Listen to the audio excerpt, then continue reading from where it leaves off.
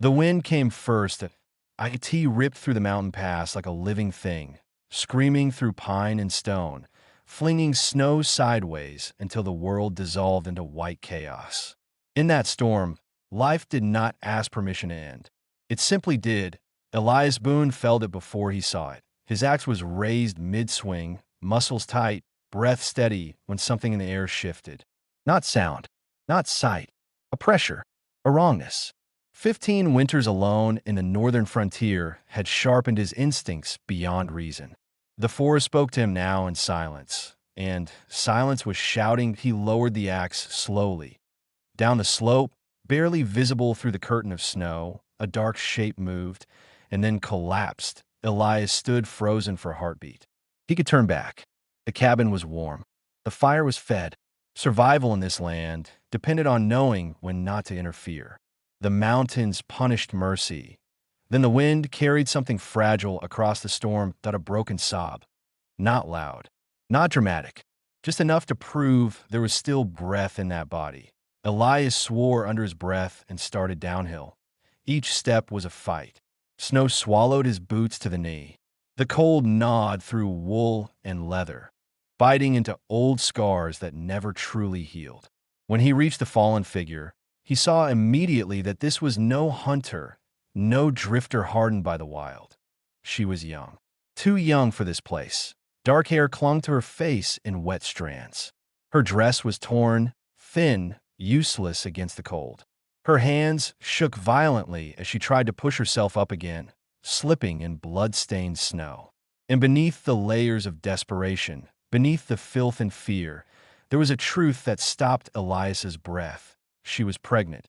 Her eyes found his boots first, then slowly traveled up to his face. There was no fear in them. Fear had already burned out. What remained was exhaustion so deep it bordered on peace. Her lips moved. "I can't." The rest vanished into the wind.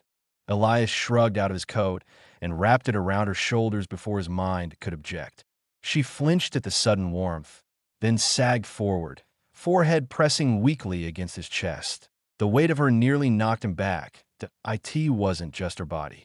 It was the responsibility, the risk, the past he had buried under years of snow and solitude. He hesitated only long enough to curse fate.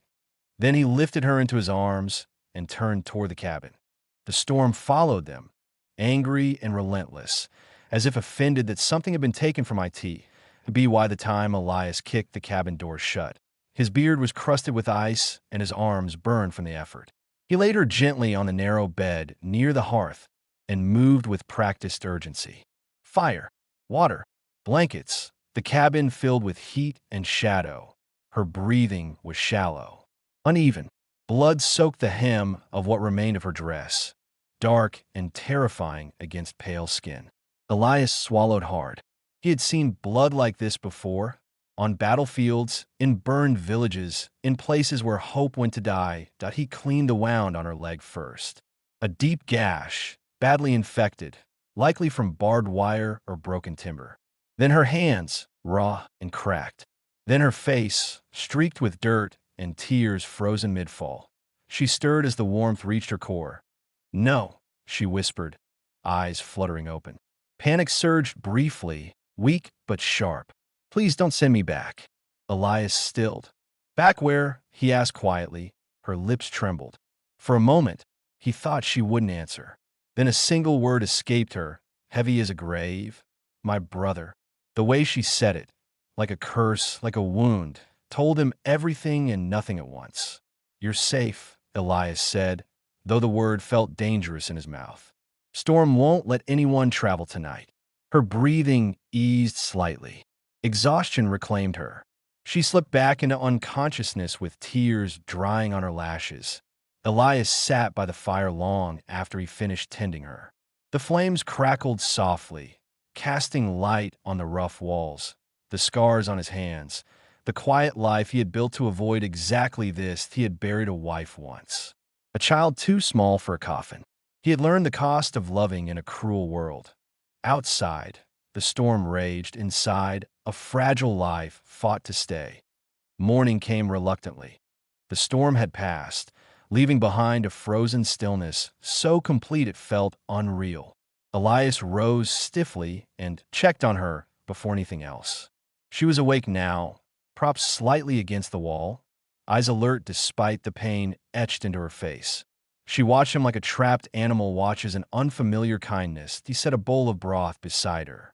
She hesitated before taking it, fingers shaking. "What's your name?" he asked. She swallowed carefully before answering. "Clara." "Elias." She nodded, committing it to memory. They sat in silence while she drank. The quiet wasn't awkward. It was heavy, respectful. Outside, sunlight glittered off snow-laden trees. Inside, something fragile was beginning to thaw. "Why were you out there?" Elias asked finally that Clara's gaze dropped to her hands. "He sold me," she said. The words were flat. Dead. Like she had repeated them so many times they no longer hurt in the same way. He said it was the only way to pay his debts. "Promised I'd be taken care of." "Promised." Her fingers curled into the blanket. "When I told him I was with child, he said that made me more valuable." Elias's jaw tightened. The fire popped sharply. "I ran," she continued. "I didn't know where. I just ran until my legs stopped working." "You were bleeding," Elias said. She nodded. "I fell. Kept getting up. Then I couldn't anymore." Silence settled again. "You can stay," Elias said at last. She looked up sharply. "I can't pay you." "I'm not asking." Her eyes searched his face for cruelty, for expectation, for the price that always came later. She found none, only a man worn thin by loss and weather. "They'll look for me," she whispered. "Let them," Elias said. That night, as Clara slept under layers of blankets, Elias stood outside the cabin and stared into the endless trees. He knew what taking her in meant. Men like her brother didn't forgive lost profit. The frontier remembered blood. But for the first time in years, the silence around him felt less like safety and more like waiting. And somewhere deep beneath the snow and scars, something long buried inside, Elias Boone stirred, fragile and dangerous as hope. Night fell without ceremony. The sky darkened in slow layers, blue sinking into ash, ash into black. Stars appeared one by one, sharp and distant, like witnesses that had seen too much to care anymore. The wind shifted, colder now, carrying the promise of trouble. Somewhere beyond the hills, thunder rolled. Not close enough to fear, not far enough to ignore. The cowboy sat on the porch, a tin cup cooling in his hands. He had not touched the coins. They lay where she left them, catching starlight like a question he refused to answer. Inside, the house was quiet. Too quiet. The woman emerged after a long while, her steps lighter, slower. Her hair, once tangled and dull with dust, now hung loose down her back, still damp, catching the glow of the oil lamp. Clean did not mean healed, but it meant remembered. She stopped when she saw him. For a moment, she considered retreating, hiding again in silence. Instead, she stood where she was. The distance between them felt deliberate, respectful that he nodded once. Not approval, acknowledgement. "There's stew," he said, setting the cup aside. "If you want." She hesitated, then shook her head. Later, her voice sounded different now. Not stronger, clearer. She stepped onto the porch, keeping space between them, eyes drifting to the dark land beyond the fence.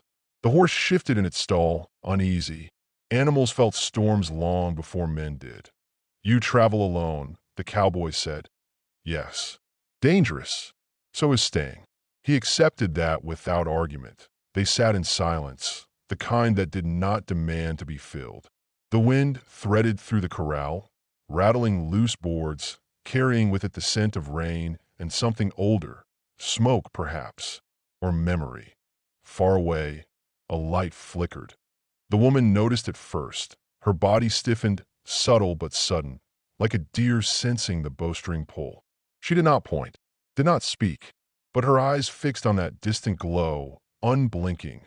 The cowboy followed her gaze, lanterns, moving. More than one that he set his cup down slowly. "How long have they been following you?" he asked. She closed her eyes once. "Open them again. Since the river," she said. "Maybe longer."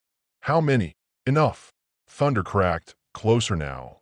The cowboy stood and reached for the rifle leaning against the wall. He did not raise it, did not load it, just held it, familiar weight grounding him in the moment. Didn't bring them here on purpose, he said. No, but they'll come anyway. Yes. The wind picked up, sharp and restless. Clouds swallowed the stars, turning the sky into a moving bruise. He studied her profile in the dim light. The set of her jaw, the scars that traced her cheek like faded maps. She had been hunted before. This was not fear he saw in her eyes.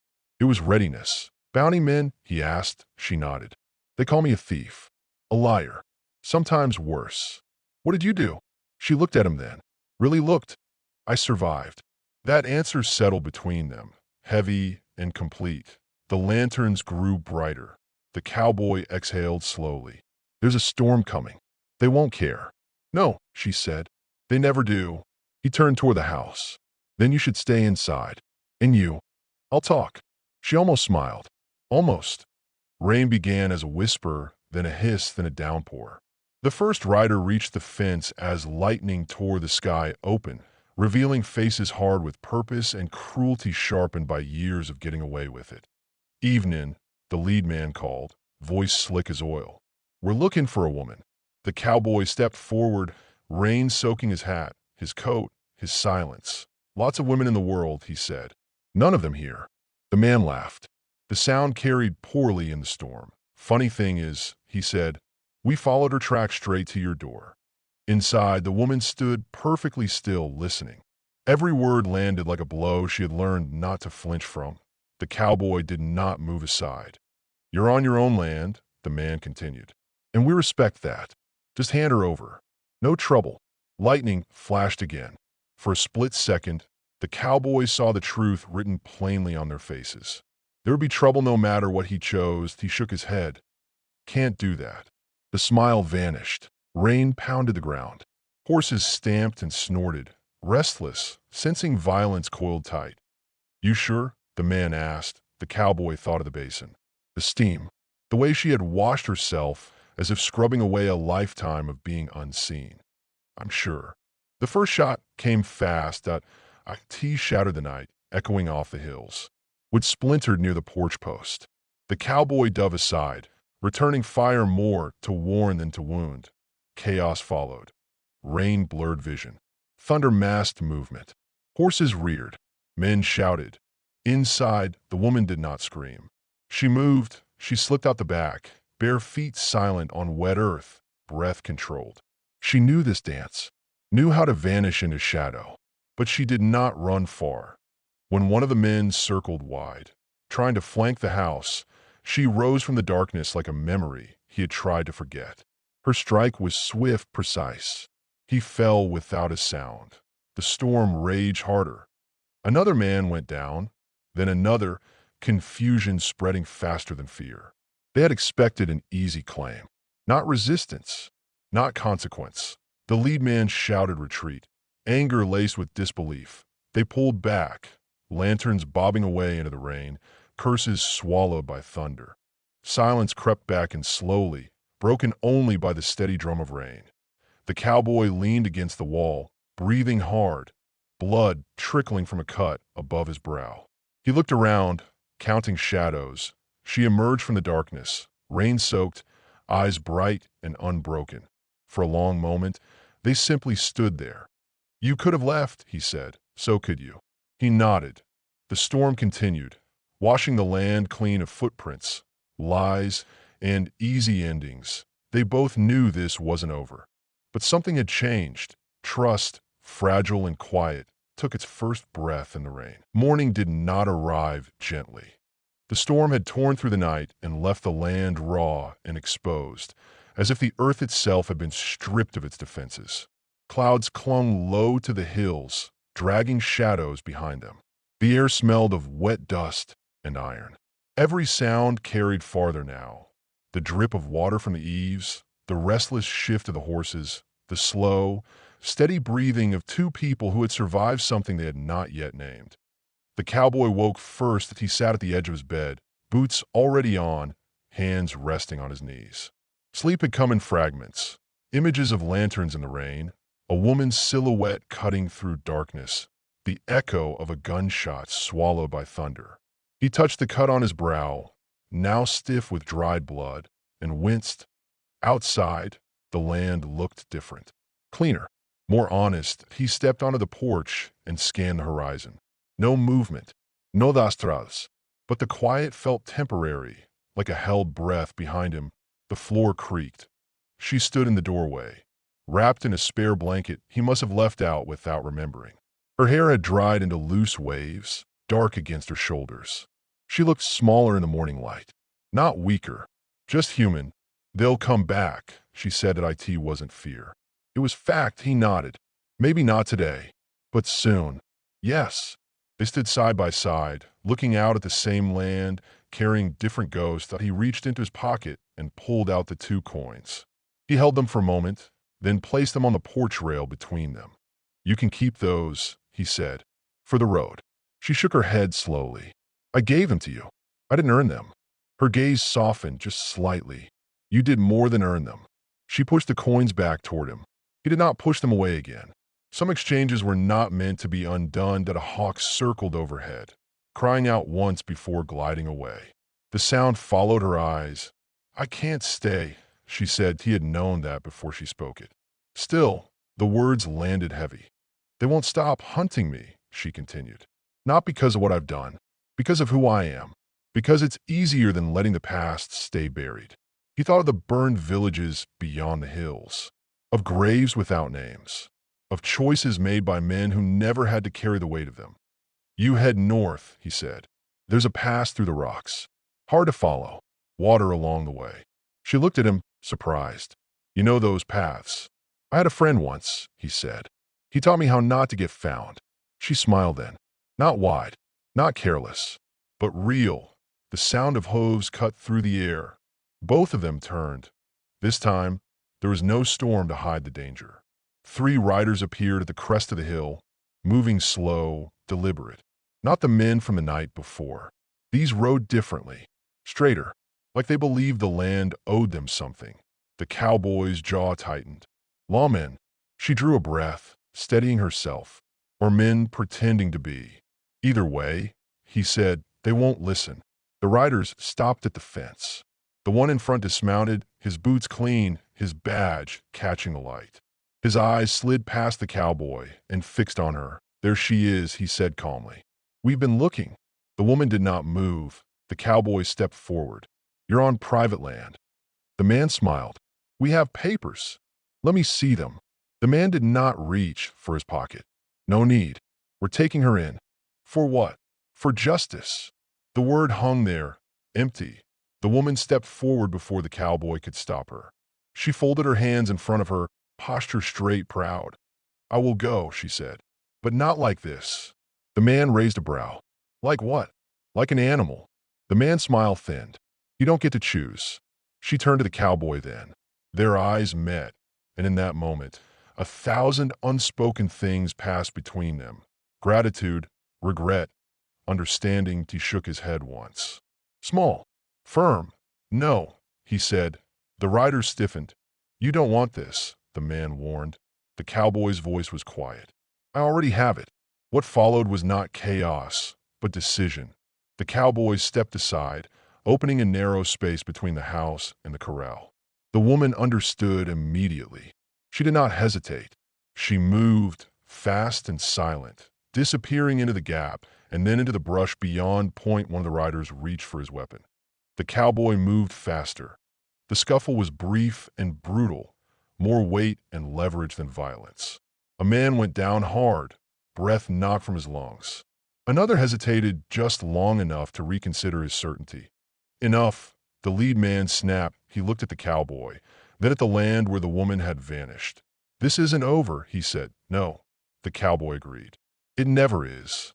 They left in anger and disbelief, dust rising behind them like a curse. The land swallowed the woman whole. Hours passed. The cowboy sat on the porch again, alone now, the 2 coins heavy in his pocket. He did not know if she had made it to the pass. He did not know if she would survive what waited beyond it. But he knew this. She would not stop walking as the sun dipped low. He rose and walked to the basin out back. The water inside was still cloudy from the day before. He poured it out and refilled it, watching the clear water catch the light. He washed his hands slowly, not because they were dirty, because he needed to remember the feeling. Far away, beyond the hills, a woman walked north. Her feet were sore, her body ached, but her spine was straight, and her eyes were fixed on the narrow line where earth met sky. She carried no money now, only choice, and sometimes that was enough if this story stayed with you. If you've ever known what it means to be judged before you're heard, hunted before you're understood, leave a comment below. Let your voice be part of the silence that finally breaks. And remember, even in a world shaped by dust and scars, a single act of courage can change the direction of the wind.